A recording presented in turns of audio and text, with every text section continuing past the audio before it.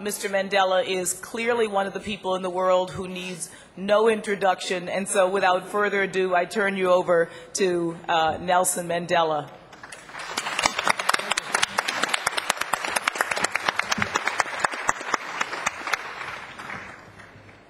Dr. Gale.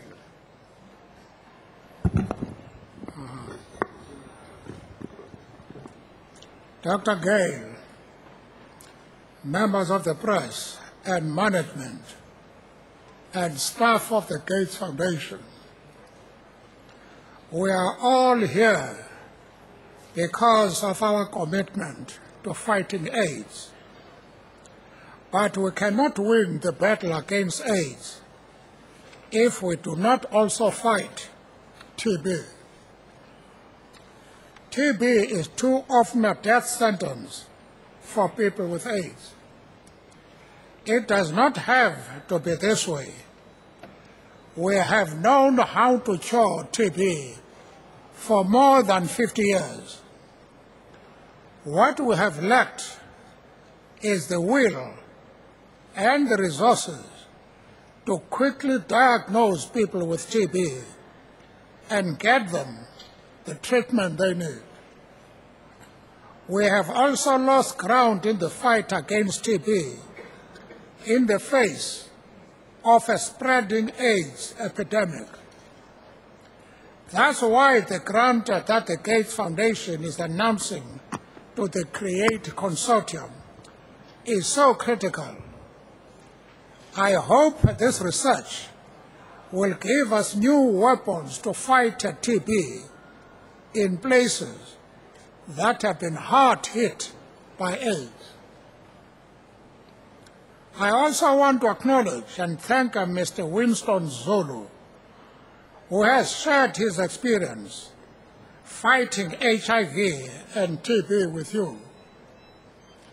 There have been so few TB survivors who have stepped forward to share their stories. We need more advocates like Winston to tell the world about TB and the effect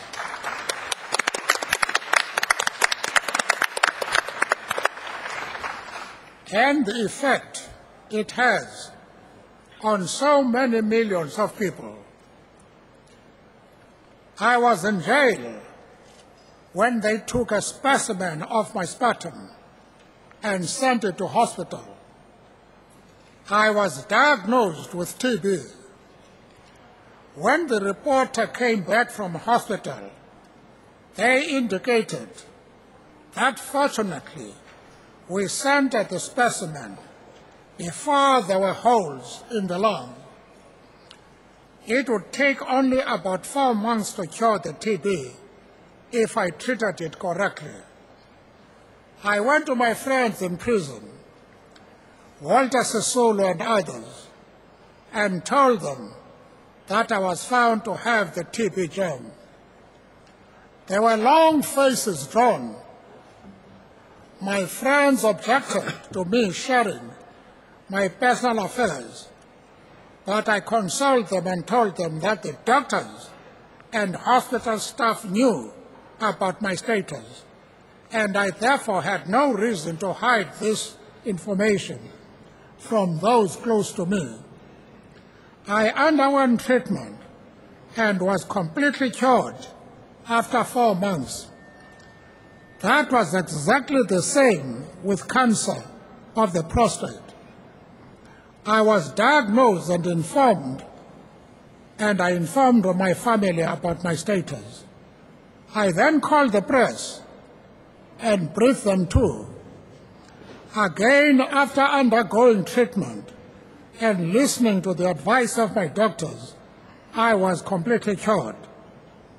In both cases, I spoke about it openly because I knew that once people were aware of the facts, they would support me. The press admired me for declaring my status, and I am convinced that the support of my family, friends, and the public in general contributed to my healing process.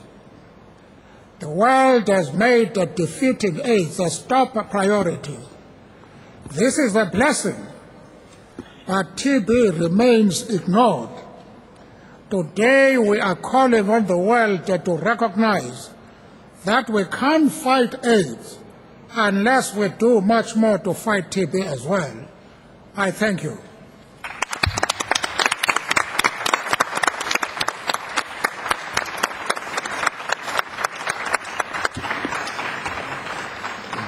We are so pleased to have you. We are honored by your presence at this briefing today. Thank you so much.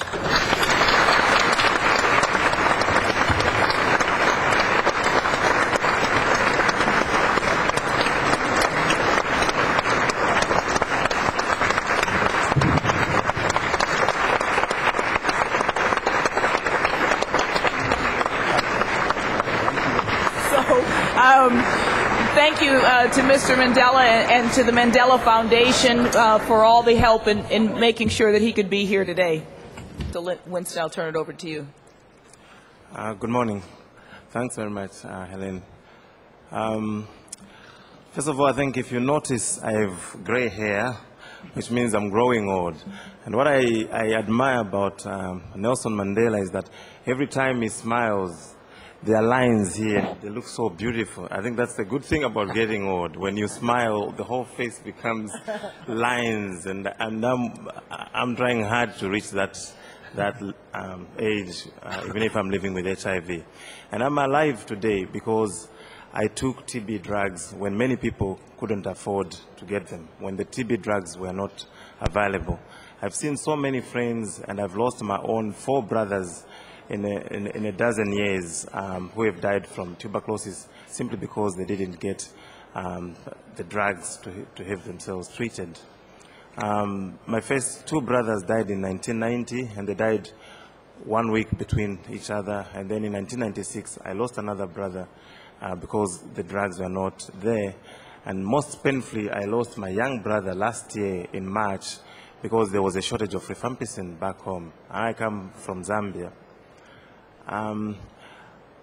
Many people now are trying to get access to antiretroviral drugs. I think 6 million people living with HIV need antiretroviral drugs urgently. Many of these won't access them by 2005. I think we'll be lucky if we're going to put 3 million people on ARV by 2005. And many of these people will develop tuberculosis. I think maybe 50% of those who won't go on ARVs will develop tuberculosis. And if they can't get TB drugs, then by the time the ARVs will be available, they will have died.